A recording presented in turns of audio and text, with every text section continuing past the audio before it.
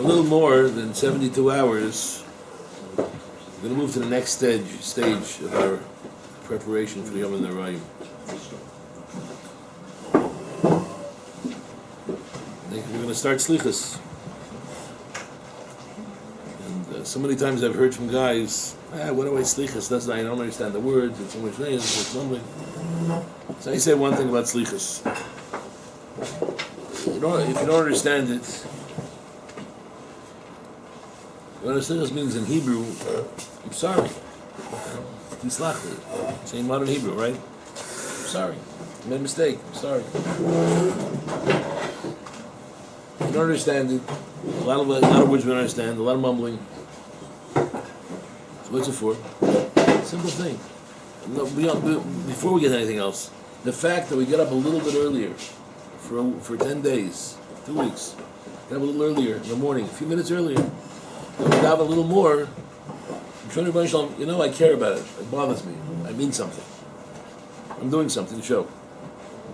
Nothing beyond that. Just the fact that we get up and we say the slichas. That shows you know what? I'm going to try. If we can get a little deeper into the slichas, it'll be another area. But nothing beyond that. The fact that we just do those motions, get up a few minutes earlier, and have a little bit more. That itself shows the Rebbeinu Shalom, shows us. I'm trying. I'm doing something. Now, years ago, there was a discussion among the Rebbeim of the Yeshiva. Maybe that's right, David. We don't have to say slichas. We don't have to say slichas, right, David? What are you going to say slichas for? So had a discussion. We decided to go to Rav Moshe Hillel Hirsch. Rav Moshe Hirsch is Rosh Yeshiva in Slobodkin B'nai Brak. And over the years, I really found that he related to what kind of guys we have very well. And his reaction was interesting. His reaction was, don't say slichas. He says the simplest balabatim, wherever you go in the world, in London or in Brooklyn, the simplest balabatim get up for a week and say slichas. You want to call yourself a yeshiva and not say slichas? Like a very strong reaction. Like, what kind of craziness is you don't want to say slichas? So I'm glad he was on my side of the argument. That's what I felt also. And, the simplest balabatim say slichas. So for 10 days, you pretend you're in yeshiva, you're not going to say slichas. Say the slichas. It's an interesting halacha. Mishnah Berurah says, the minig Ashkenaz is we always start slichas on Motzei Shabbos, and Lomer Yom Aleph Tefei Rosh Hashanah. Imchal Rosh Hashanah bebeis begimel maskil miyom Shu Aleph B'fnei Zeh. Okay, if Rosh Hashanah falls on a Monday or a Tuesday, this year's a Monday, we start the week before. So Mishnah Berurah says, Mishum, he says, you always do it at least on in other words, if Rosh Hashanah is on a Thursday, then you could start on the Motzei Shabbos. So where's the 4 days come from? So he brings 2 reasons. He says, there are many people have a minute to fast 10 days to start to make tshuva. You can't fast 10 days and start to make tshuva because 2 days Rosh Hashanah and 1 Shabbos and Erev and Kippur. So you can only fast 6 days. So you want to have 4 days to fast. That's one reason. This is the other reason. V'otam. Another reason where we get 4 days from. Just look who he brings to say it. V'otam. Another reason.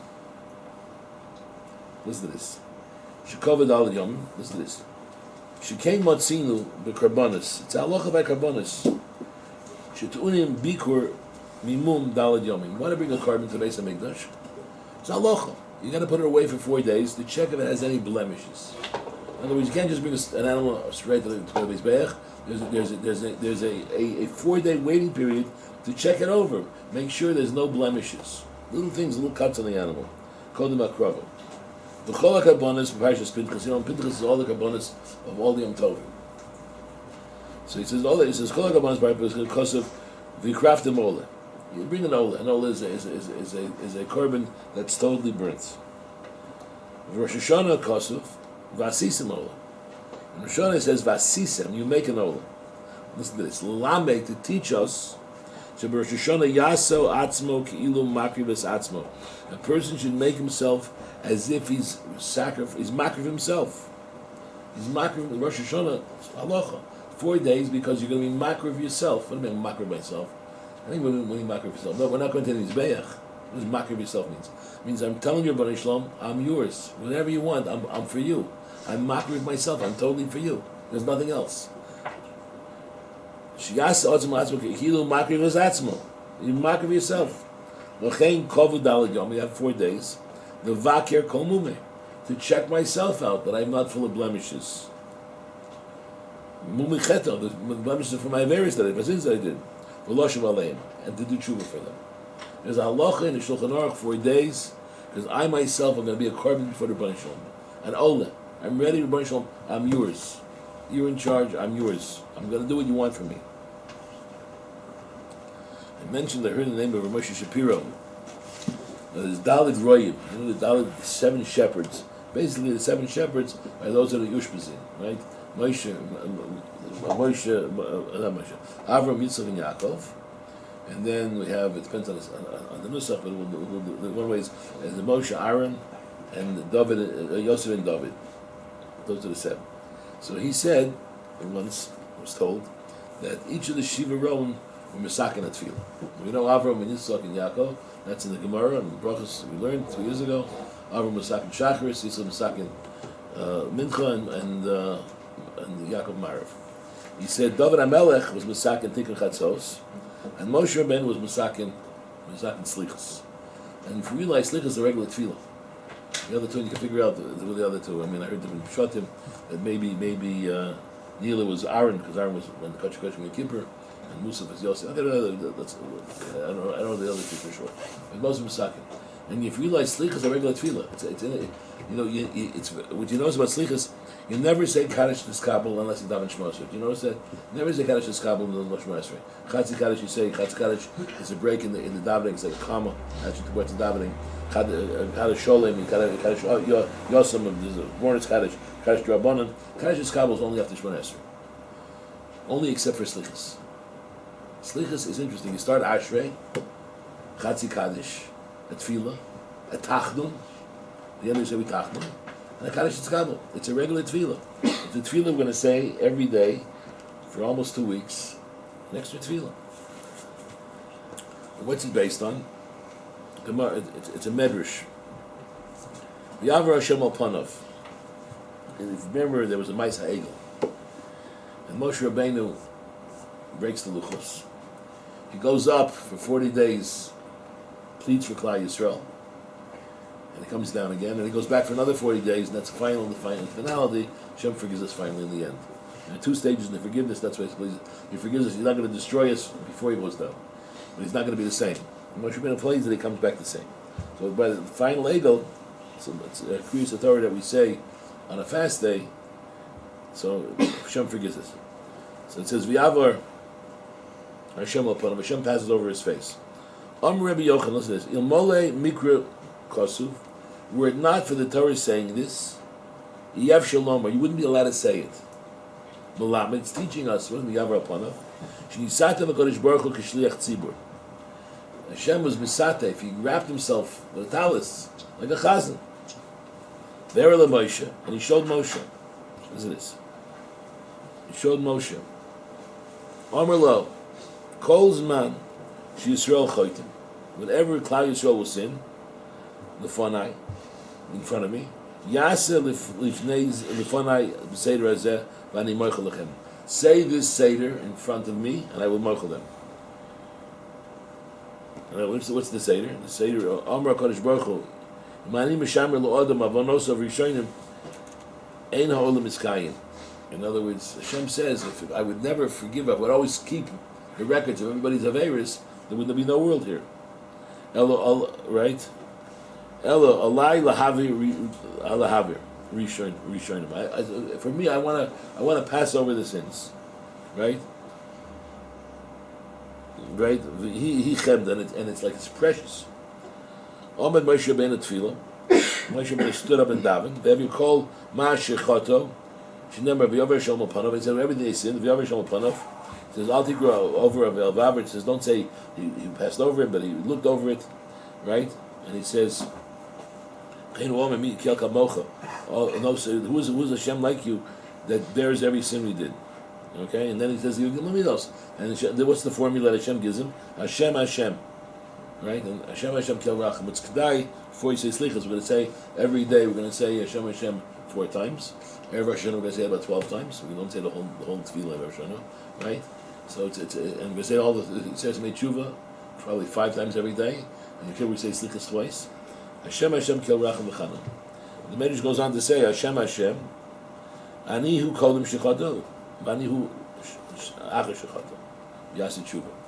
I'm the same Hashem before you sinned and after you sinned. I'm Hashem before you sinned. I gave you all the powers that you need. I gave you all the things that you needed. And I knew you were going to sin, and I still helped you out. But I'm Hashem after sin also. I'm still there. And if you do Teshuva, I'll be back for you. The whole thing is based on this Chazal. We have an opportunity, if we use the formula correctly, to mamish ask Hashem for forgiveness. Obviously, it only works with Teshuva. Just to mumble Hashem Kel Racham V'Chanun 4 times or 5 times or 8 times or 20 times, it's not going to do anything. But if we say it and we really mean Teshuva, we really mean we're going to make serious changes, Hashem promises that He'll forgive us. That formula works. It's a formula that Hashem gave us on Har Sinai. He gave it to Moshe Rabbeinu at the time of the Egel. But He says, use the formula. I'll give you this formula by Moichlem. If you use the formula, I'll be Moichlem. Hashem doesn't have to be Moichlas. Teshuva is an unbelievable gift. You remember in the Mesil Sherm, the end of his Zehiros, where he says that Hashem doesn't overlook anything. Everything counts. So the question is, where's the Rachamim? Where's the Rachamim? I'm just going to divert for 1 second. It's no accident that every year, most years, right before Slichas, either whether like this week it's Mamish day before Slichas, could be a week before Slichas, we learn Parshas Kisavo. Kisavo, and twice in the Torah there's a Tochacha. Tochacha is a rebuke, but it's really a series of curses. And there's one in Bechukot Kosai, and there's one in this week's Parsha. In this week's Parsha, the 98 curses, 98, it's much longer than the one in Bechukot Kosai. And in Bechukot Kosai there's a nice ending. Here there's no nice ending. It doesn't end nice. There it says Hashem will remember us and take us out. Here there's no nice ending. And there's a Mephoshim would say the Pshatim. The Pshat is that there it's talking about Klal Yisrael, and here it's talking about individuals. But there's 98 curses they're going to get. 98 curses. That's a lot of stuff, right? So why do we read before Rosh Hashanah? So I think the reason is because they realize there are consequences to our actions. The Torah is telling you, be good, I'll do this. If you're not good, I'll do that. And so what's the Rachmanis? What's the Kel Racham V'Chanun here? What's the nice thing that Hashem did for us? So I always say, there's another pshat over here. A person puts his hand in a fire and it gets burnt. It's being punished. And that's what fire does to your hand. It burns your hand. It's not a punishment necessarily. It's just the fire burns your hand. That's what happens. So what's happening to us also? Averis create the situation. Averis, if you do enough Averis, creates a situation. I want to point out one thing that we said. I'm going to say in the Kriyas Torah and Shabbos. It's very, very powerful. You can read. It's kedai even in English, just to read all the things that will happen to us, right? We'll be afflicted with many things. Our kids will die. We'll have no food. We'll eat the kids, right? We'll plant and we'll grow. It's terrible things. All of a sudden, in the middle of it, there's an interesting pasuk. I'll tell you. I always tell the story about the pasuk, but right in the middle, all the things, right? And the story says, "This will be your oath that I'm here for you, that I did this to you, right? And I'm going to serve my enemies, and I'll be taken out of the land." The pasuk right in the middle. It's Perek Chof Ches pasuk Mem Zayin, right in the middle. Tachas. This is because Asher lo avadat Hashem Elokecha, because you didn't serve Hashem your God, b'simcha, with happiness, b'tuv levov, with a good heart, merov kol, when you had it all. Interesting pasuk. Not because you did avodah zarah, not because you were killing people, not because you were such a bad mechal Shabbos, not because of any of these things. You know why? Because you didn't serve Hashem b'simcha. What do you mean b'simcha? What's the simcha? It's so hard to get up in the morning, and it's so hard to daven, it's so hard to learn. What's the simcha? That's why you're punished, because it's not a simcha. I always tell the story of my hero, the Kloisenberg Rebbe Zatzal. The story I heard from was Yaakov Kamenetsky. Zatzal was a famous Rosh Yeshiva of the past generation. And he went to visit a relative of his, who at the time was in the old Soviet Union. So it was a cousin, and they were schmoozing, and the cousin obviously wasn't religious. Rabbi Yaakov asked them, you don't remember anything you learned in the Cheder? You learned Shema Yisrael, nothing, remember nothing. He said, no, in the whole Torah you know nothing? He says, I know one pasuk. What pasuk you know? I know this pasuk. This is happening to me because I didn't serve Hashem b'simcha tuvlei. That's the only pasuk you know. How do you know that pasuk? He said, I was in Auschwitz. In Auschwitz, that was one day we were given about 100 kilo to carry up to the working site on our backs. 100 kilos, not a lot of weight. So about 200 pounds. And every time we slowed down, we got a whip. And the man next to me, every time the whip hit him, he said this pasuk.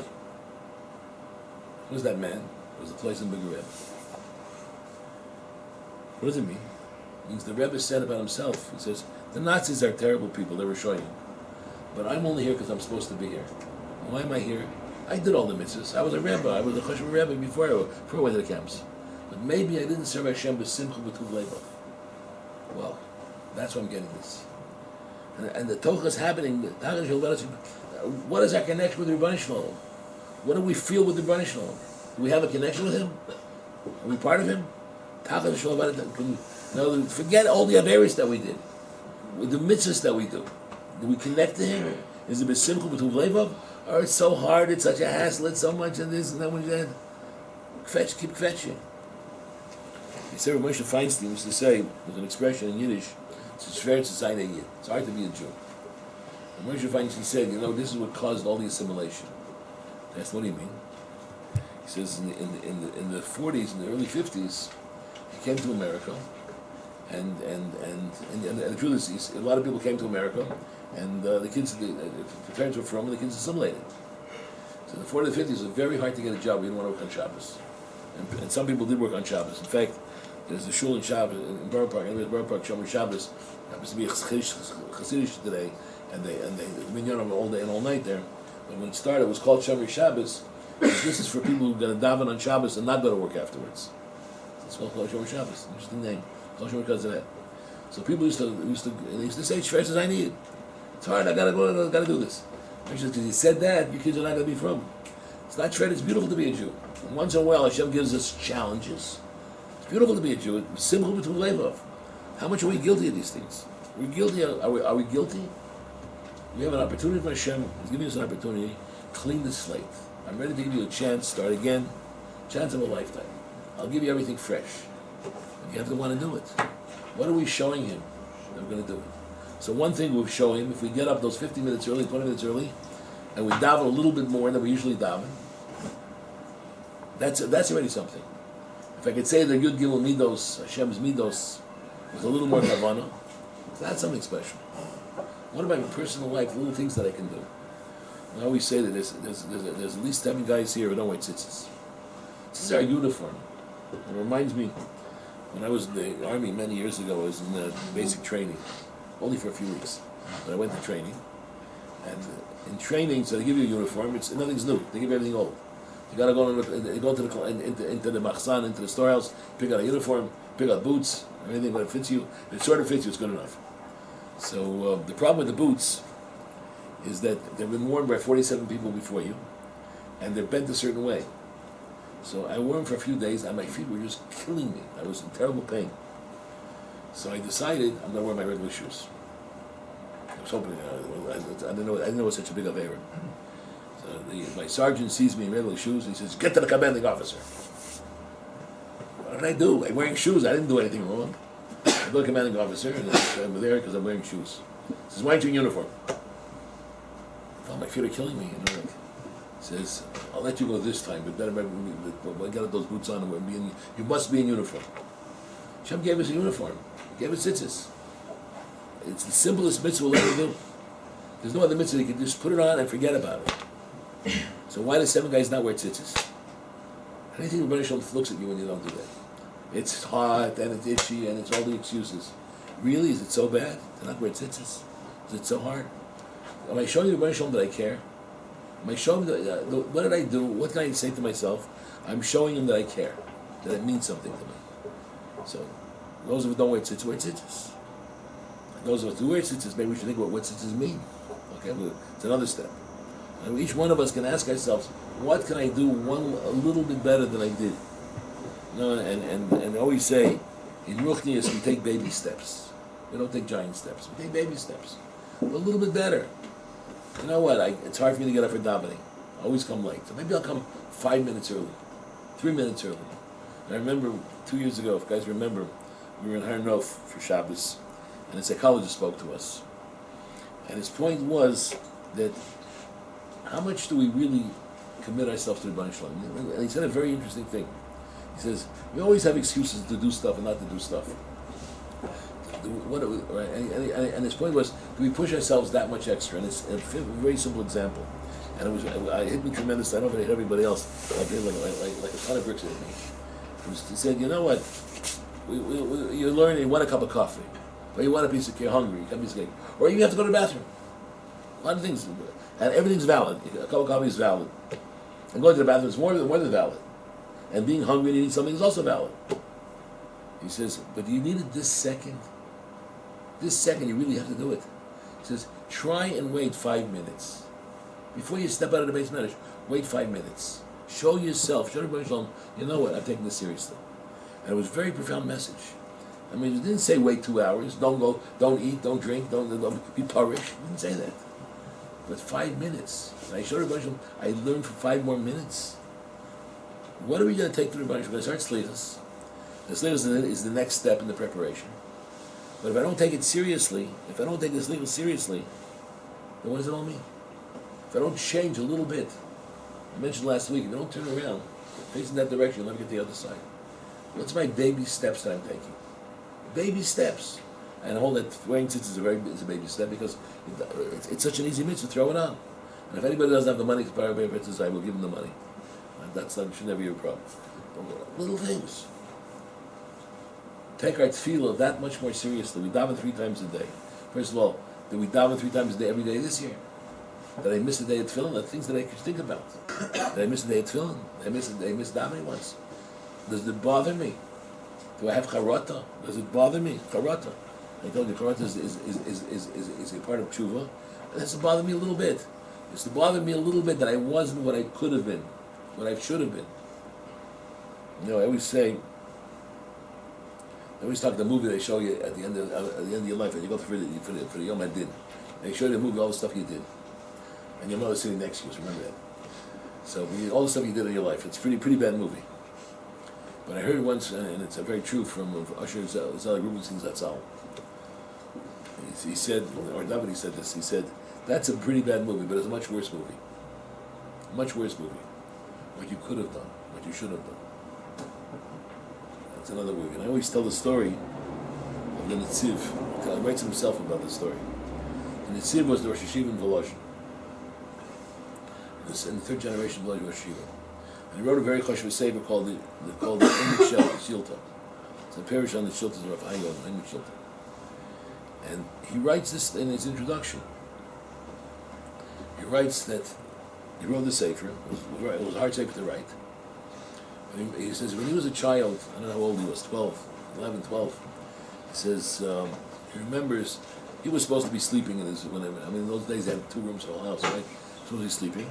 And you know that the Rebbe from the Cheder came to his parents. And they spoke to him about Naftali. What was the story about? He says, they were telling them, the kid Naftali's a nice kid, but learning is not for him. So it's time at 12 years old, you apprentice him to some kind of business. Maybe become a butcher.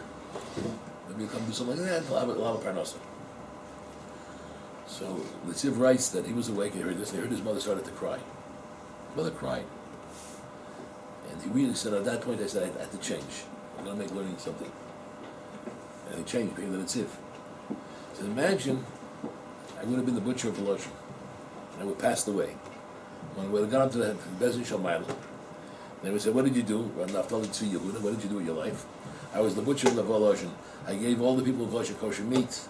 I gave the Talmud Chacham a good price. I gave a lot of tzedakah. Very nice. You see the sefer in the Shiltas of the Emet Shelta? Yeah, it looks like a book. I don't understand anything in it. You should have written this book. What would I have said? That movie, what we could have been, we should have done, it's going to really put us in our place. Hashem gave each one of you and me a beautiful thing. said, I'll send you to Eretz Yisrael. I'll send you to yeshiva. All they want to do is help you. All they want to do is help you learn. A lot of Rebbeim, all they want to do is help you learn. I'll give you a chance of a lifetime. And you take advantage of it. They talking about a week till a little over a week to Rosh Hashanah, 10 days till Rosh Hashanah. We tell everybody, Shalom, you gave me this. You gave me this to me. You gave me the advantage of being an Eretz Yisrael. You gave me the advantage of learning your Torah. Did I use it? I'll use it. I'll get to it. I'll use it tomorrow. You know what I say? Tomorrow never comes. If we don't start now with our one little baby step, if our Mariv is the same Mariv as last night tonight, if our dinner tonight is not one little bit better, I made the brachas more carefully. I was thinking more bracha rishona, bracha achrona, a little bit better than I made last night. We're not taking a baby step. Baby steps. We have so many opportunities. Can I sit for those 5 extra minutes? Can I learn for 5 more minutes? I'm not saying learn for 5 more hours. No, the Vilna Gaon, they died of Kol HaMotzukis. So they found his regime of areas that he was moed on Yom Kippur. So one of the areas was 5 minutes of Middle Torah for the year. We have 5 minutes of Middle Torah for every half hour. But it was for every quarter of an hour. And it was 5 minutes of Middle Torah. We're not that. But can we learn that? Can we learn 5 extra minutes? Can we push ourselves a little bit? Can I daven a little bit better? Can I say the word Shema Yisrael and understand what it means? It's makev. You don't say Shema with Kavanah, it's makev. Can I say Shema? Can I say Shema a little better? Can I do one thing a little bit better? One baby step. One little extra. What can I do? I want to show you, Rabbi Shalom, I'm not there yet. It's hard for me. But I do mean business. I really want to get there. I want to take that baby step. And as long as we say, well, I'll get to it, I'll do it when I'm more inspired, when I feel better, we'll never get there. We'll never get there. Ascholos kosher, Chazal tell us. The first step is the hardest step. The first step is the hardest. Once we step the first step, the next step is that much easier. But if we don't try, we don't push ourselves that little bit extra, we're not going to make it. It's no accident that we have Rosh Hashanah and Kippur at the beginning of the year. Hashem is telling us, I'm giving you an opportunity to start again. I'm giving you an opportunity to clean the slate. Brand new, clean again. But we have to take the opportunity. We have to make it. It's not magic. Hashem kel rachel v'chanun, erech hapayim. He's a kel rachel v'chanun. He's erech hapayim. But he's also a judge. He's also a tochacha in this week's parsha. Very serious tochacha. Put my hand in the fire, I'll get burnt. The question is, I'll keep my hand out of the fire for an extra 5 minutes. I'll try my best. I'll try a little bit. We have an opportunity. It's in the air. There's a special source. I always say that Yom Tovim are not just historical things. It's in the air. It's in the air right now. Why is Yom Kippur Yom Kippur? That's when Moshe Rabbeinu came down with the Luchos Shneios. That's the day of Teshuva. It's in the air. El is in the air. The Hasidim say that the king is in the fields. He's speaking to people. He's right with us. It's a chance of a lifetime. Dov Hashem Ari. He's my light. Hashem is my light. Am I taking advantage? Am I trying? Am I making that step? What are we going to say? Hashem shows our Sefer that we could have written. When He shows who we could have been, where we should have been, the opportunity He gave us. It's a chance. He's giving us a chance. If we don't do it, there's the only person that's guilty. And that's not your mother that made you guilty. It's not your Rebbe that made you guilty. It's your choice. Hashem should help us, each one of us, make the right choice. Make that baby step and get to where we want to go. And if we do the right thing, Hashem will guarantee us a Shana Tov B'Sukkah.